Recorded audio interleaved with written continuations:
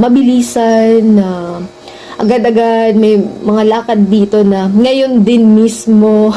Tapos, always on the go naman. Tapos, may mga lakad naman po dito na talagang binag-iisipan mo kasi gastos din siya.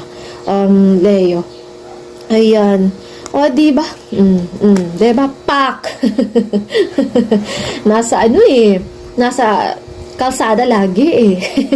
Saan ka na naman? Parang may tao dito, no? Laging nag-update, laging nakatingin, laging naghihintay ng mga post mo.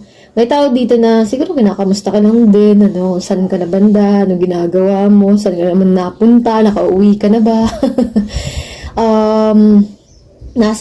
Laging nasa kalsada ang Leo. Okay, Leo,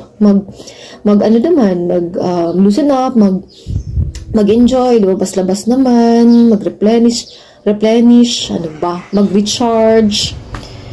Okay. So, dito sa baba, naka-reverse nga lang, the tower card. Iniiwasan mo yung mga pagbabago. May mga bagay dito na kinokontrol mo hanggang ngayon, Leo. You know what? Paano siya darating kung tayo mismo ayaw natin matanggal yung bagay na yun? Kasi may paparating sa'yo, Leo.